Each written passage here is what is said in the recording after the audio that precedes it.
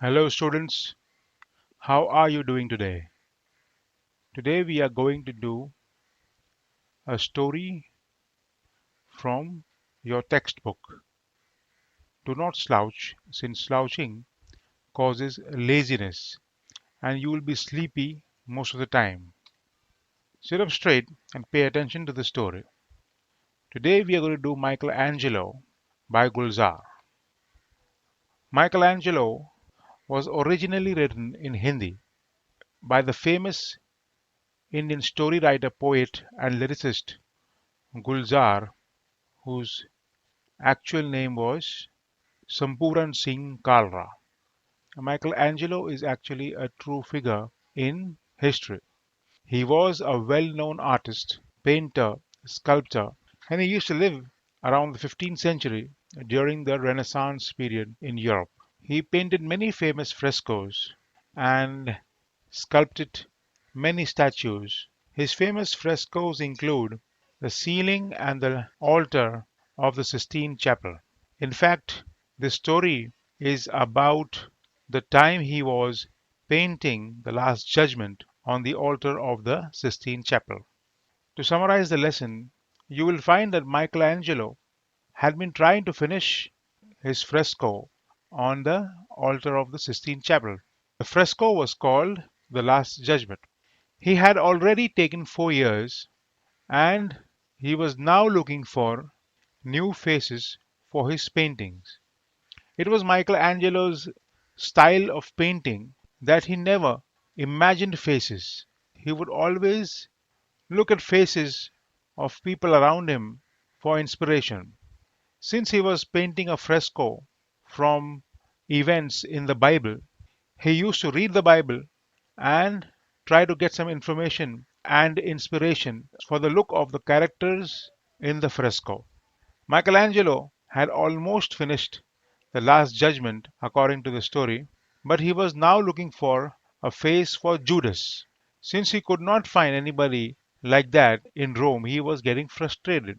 Now, Judas, for people who do not know, is a person who, according to the Bible, gave information about Jesus Christ to the Roman soldiers or to the government so that they could capture him and later they put him on the cross. So Judas for Michelangelo had to be a person who was a little villainous or the villain of the story. The story also shows how Michelangelo came up with models for his art. Like, for example, he used to go with his father to a restaurant where his father used to visit frequently.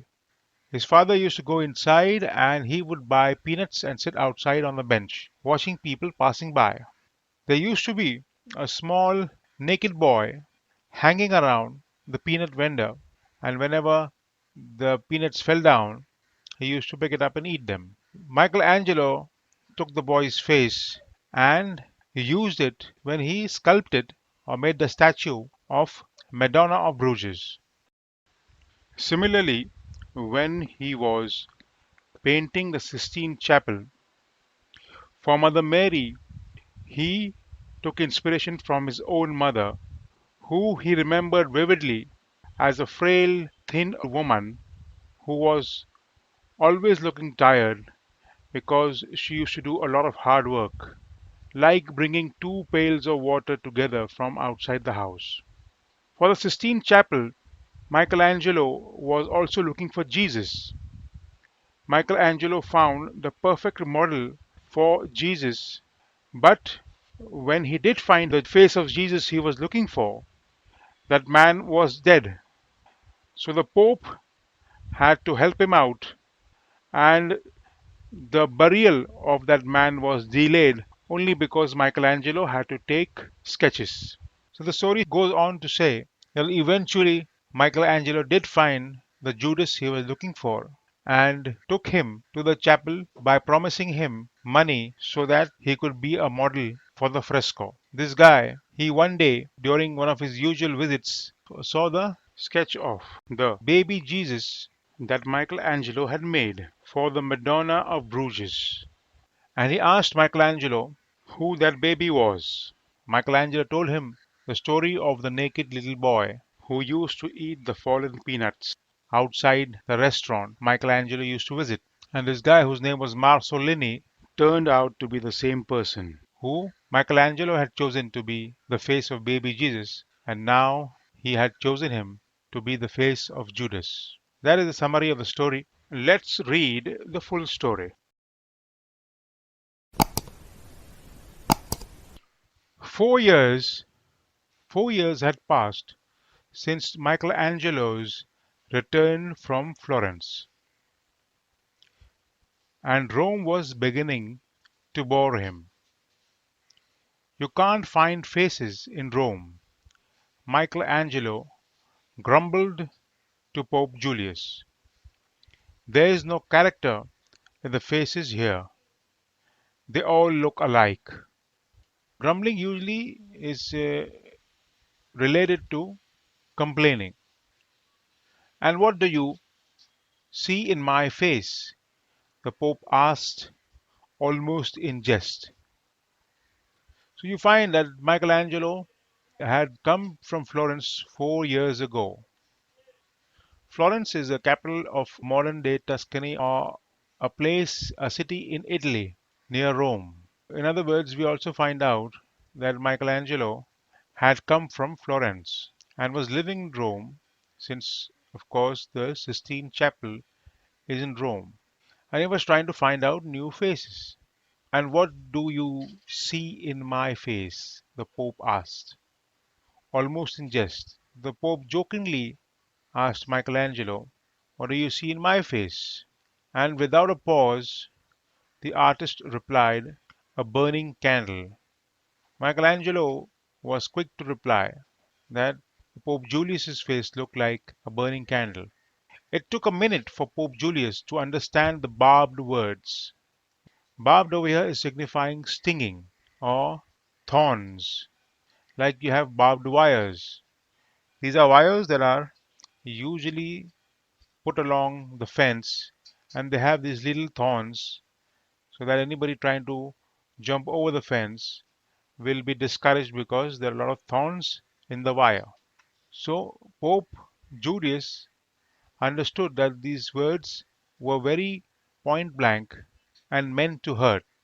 I think I know what you mean, he said finally with a smile.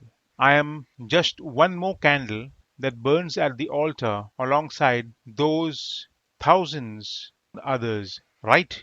Pope Julius tried to amend the situation by giving his own version of what Michelangelo had said for him. So he said probably Michelangelo meant that he was just one more candle burning at the altar. If you've seen Christian churches, you will have noticed that in front where you will find the cross of Jesus, where usually the priest stands, that is the altar. And a lot of people they light candles under Jesus Christ and the cross. Michelangelo was silent. Michelangelo did not reply. Angelo, the Pope continued, for 4 whole years you've been looking for Judas. I can't believe that in this vast universe that the Lord has created, where no two faces look alike, you cannot find faces, cannot discover models. So Pope was, in other words, also complaining that Judas had already taken 4 whole years. And he couldn't believe that in the whole universe, Michelangelo could not find a face for a model of Judas. Surely, and before the Pope could finish, Michelangelo had walked out. Without replying to the Pope, in fact, almost not listening to him, he walked out of wherever they were standing. Pope Julius looked pensively at the retreating back of his moody painter. Pensively means thoughtfully, and moody, you know already that a person who could change his mood at any time. 4 years ago, Pope Julius had commissioned Michelangelo for a special task to paint frescoes of important events from the Bible on the walls and ceilings of the Sistine Chapel. Now they were nearly done, only the Last Judgement remained unfinished. So you understand that Pope Julius had commissioned means given a contract. Pope Julius had given a contract to Michelangelo to paint frescoes. Now, what are frescoes? Frescoes are paintings that are usually made on walls. So, like you already know, Michelangelo was painting the altar of the Sistine Chapel. He was in fact also given the contract of painting the ceiling of the Sistine Chapel. And they were nearly done. The Last Judgement was the painting which Michelangelo was doing on the altar of the Sistine Chapel, which was unfinished, which was nearly done but unfinished. It was probably unfinished because only one character, Judas, was left. I don't want any unpleasantness at this stage, the Pope murmured to himself. So the Pope was talking to himself, and since the work was almost done, he did not want to get in the bad books of Michelangelo that made him angry, and probably, since we already know that Michelangelo was a moody person, he could just abandon everything, leave everything, and go. The Pope did not want that. He had not forgotten the time when Michelangelo was carving the crucifixion in wood for the Church of the Holy Spirit, and he had come excitedly to Julius, saying that he had found just the right model. The model was a dead man. The Pope remembered ruefully how the funeral had been held up for 12 hours. Pope also remembered that when Michelangelo was carving the crucifixion is the hanging of the Christ on the cross. That is called the crucifixion. So Michelangelo had been looking for a model to make Jesus while he was on the cross. And when he did find it, the man was already dead. Pope remembered ruefully. Ruefully means sadly that the funeral had to be held up for 12 hours. In fact, they helped Michelangelo make drawings and sketches of the person. But for that, you need time, and for 12 hours, the man had not been buried or cremated. Bramante. There was another artist called Bramante. He was also a famous architect and sculptor. Bramante, the Pope thought now. Yes, Bramante was a great painter too. He, unlike Michelangelo, proudly proclaimed that he had conjured faces from his imagination. Conjure means make up or bring up. So Michelangelo used to look for faces in people, but Bramante was boasting that he could actually make faces by his imagination. But even the Pope had to admit this. Bramante's face looked as though they had emerged from a common mold. A common mold means something very common. Everything looked almost alike. Mold is usually the small containers that people use to make consistent sculptures or statues, or you'll find molds for small pots and toys. According to Medici, the Medici was a family who was rich and used to pay for all the church's work, public works, and artists. So according to them, all Bramante's characters bore a strong family resemblance. So even the Medici family said that the faces looked almost alike, like they were from one family. Pope Julius had no choice but to dismiss Bramante and approach Michelangelo. 4 years ago, Michelangelo had started painting the ceiling of the Sistine Chapel. He would lie for hours beneath the ceiling of the Sistine Chapel, staring at it and muttering to himself. So he used to talk to himself, look at the ceiling, try to get inspired. In those lime coated bricks and mud walls, Angelo was searching for faces. The faces of Jesus, the Virgin Mary, and Judas. He swore he could see their flesh and blood forms. But their faces, he mumbled, their faces are buried deep in the verses of the Bible. They elude me, he groaned. They continue to elude me. So while Michelangelo used to stare at the ceiling, he said he had formed the body in mind. He could imagine the body of his characters that he was going to use in his painting, but he could not imagine their faces. And he said that the faces were buried in the verses of the Bible, but they eluded him. Elude means he could not catch them. They were not coming to his mind. They were not coming to his grasp. The Pope had begun to doubt Michelangelo's sanity. Sanity means the ability to think normally. Once he had stood very close and overheard Michelangelo repeating passages from the Bible. What exactly are you doing, Angelo? The Pope had asked curiously. Curiously means he wanted to know why Michelangelo was doing what he was doing. What? Angelo had looked up, startled. Startled means surprised. Oh, I am trying to unravel these verses. Unravel means find out the mystery of these verses. Maybe then I'll find the faces. There was a hint of despair in Michelangelo's voice. Despair means sadness because he could not find something. In other words, Michelangelo was sad that he could not find the faces, although he was reading the verses.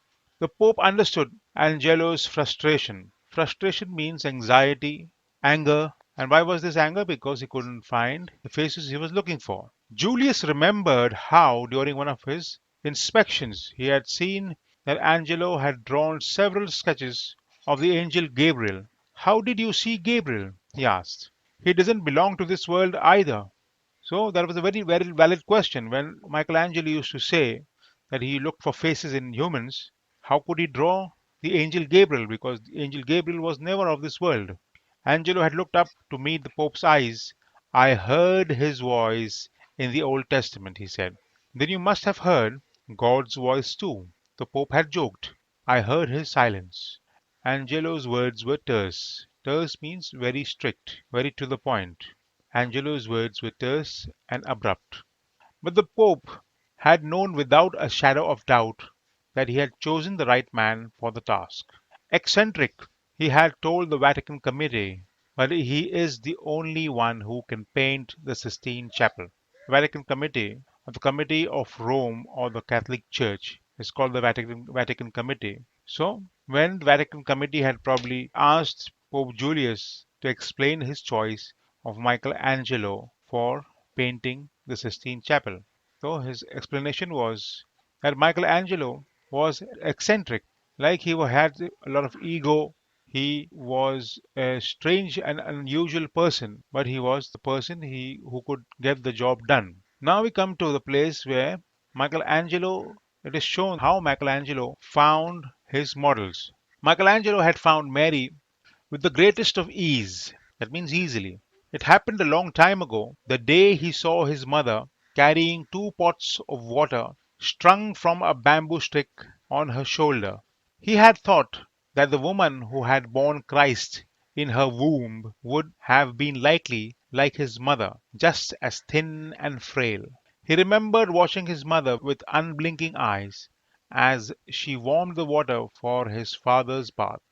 Her face reflected the warmth of the roaring fire, flushed, burning like molten gold. Michelangelo had immediately retired to his study to sketch that face again and again. So here we come to know that Michelangelo's inspiration for Mother Mary's painting was his own mother, who was thin and frail and usually brought water from outside the house with two pots hanging from a bamboo stick. He had gone back to his study. Retired means go back to the study. Study means a place where people usually study or do their work.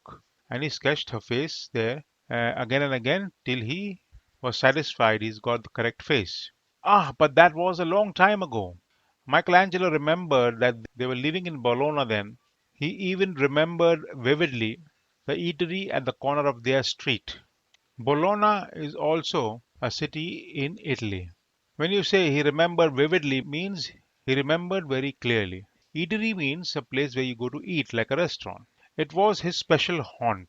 Haunt comes from ghosts usually haunt a place. In other words, what the author is trying to say is a place where usually a person is found loitering around, sitting around. So it was his favorite place to go.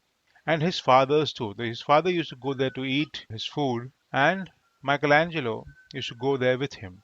While his father sat eating inside, Michelangelo sat on the bench outside. He would buy hot peanuts from the nearby vendor, noticing how every time the man weighed them out, a few would fall to the ground. A naked urchin would scurry across the street, pick the nuts, and give them to the vendor, quietly popping one into his mouth. One for every time he helped the peanut seller. Then he would wait for the next customer. The sight fascinated Angelo. He drew several sketches of the child. Many years later, while carving the Madonna of Bruges, he had used those sketches to make little Jesus small and naked. What Gulzar is trying to say is when the father used to go to the restaurant, Michelangelo used to sit outside and buy hot peanuts or groundnuts or monkey nuts from a vendor standing outside. When somebody bought peanuts from the vendor, and when the vendor or the person selling, the shopkeeper, used to weigh them, some would always fall to the ground. An urchin means a naked poor boy who used to hang around the place. So the poor boy would scurry or run across the street, pick up the nuts, and give it back to the vendor. And while giving it back, he used to put one in his mouth. Every time that happened, every time the vendor dropped or the shopkeeper dropped some peanuts, he would pick up the peanuts, put one in his mouth.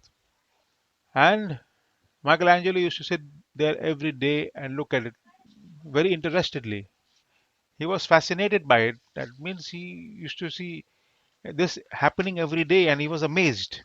And he had drawn a sketch of the child. Many years later, when he had made the statue of Madonna of Bruges, he had used that sketch to make little Jesus. Then the Pope had asked him to paint the frescoes for the Sistine Chapel.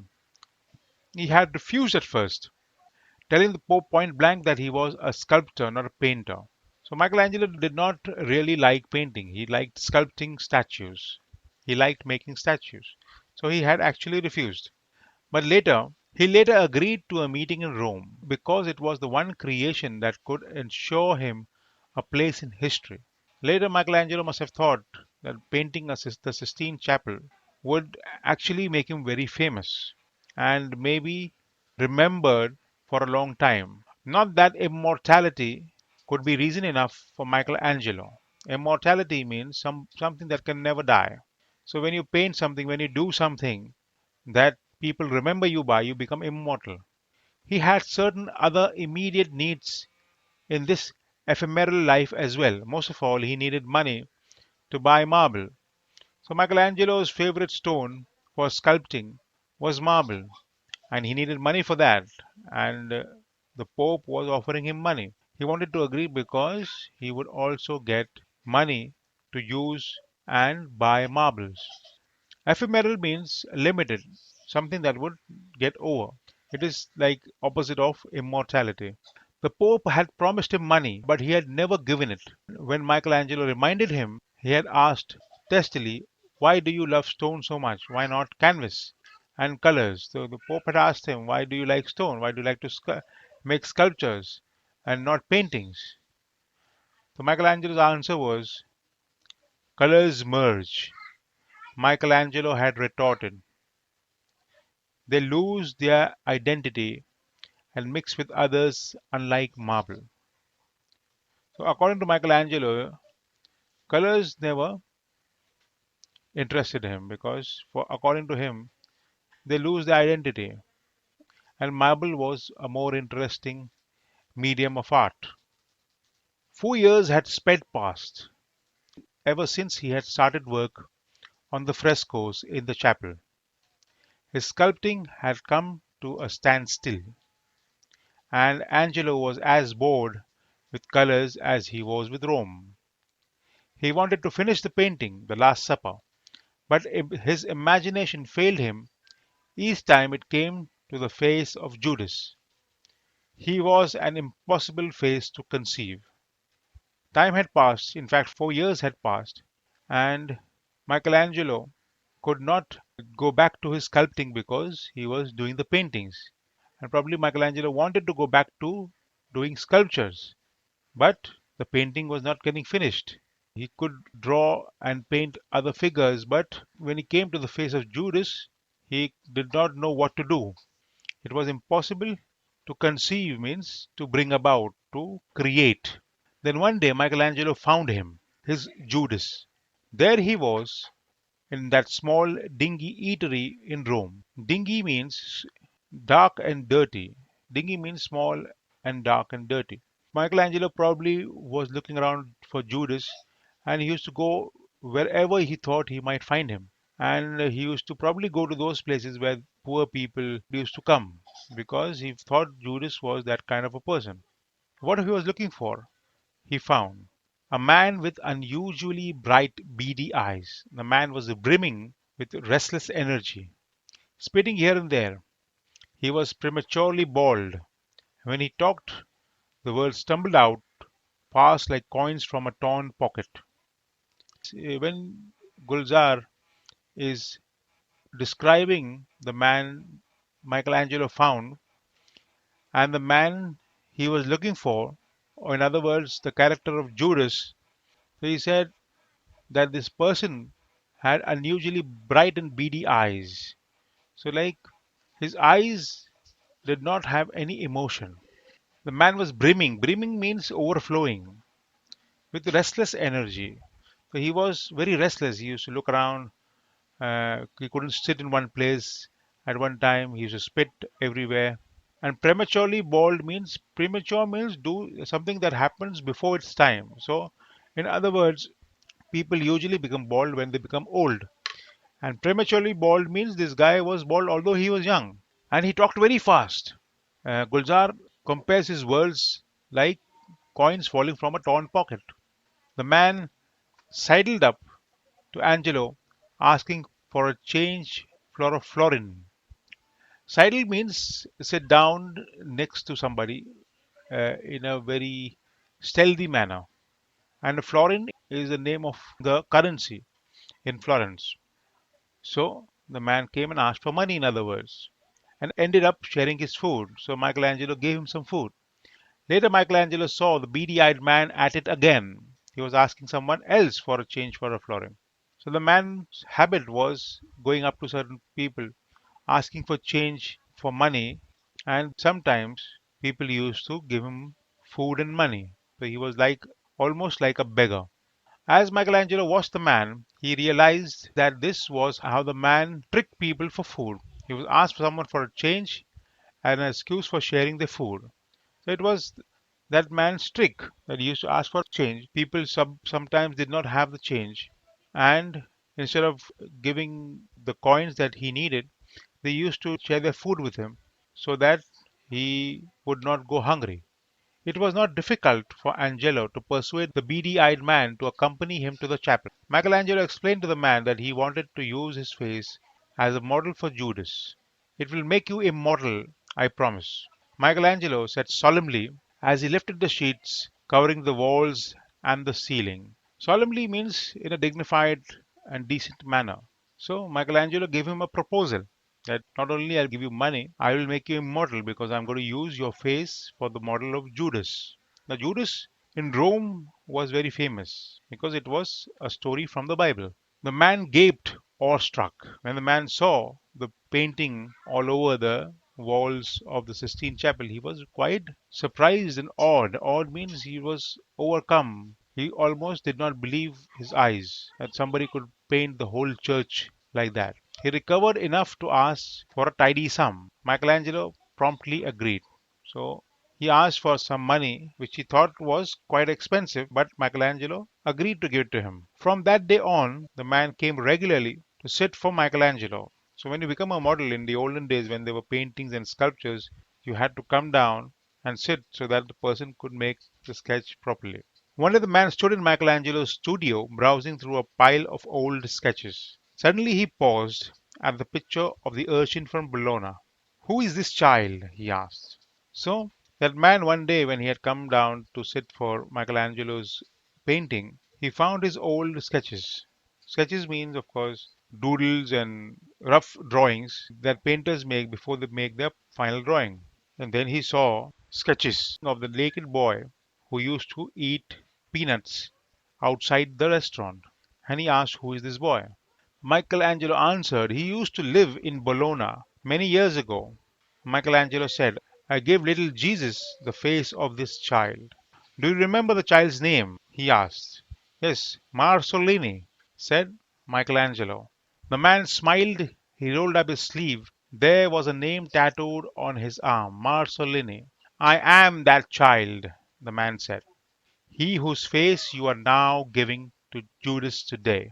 So you find out that Michelangelo had used the same person, the same person's face for baby Jesus, and later, today he was using it for Jesus' enemy. That is the story. Thank you for listening and hope you've understood the story. Use the comment section below to ask questions. At the same time, you can also go to my webpage of this story for question and answers. Thank you very much and have a great day.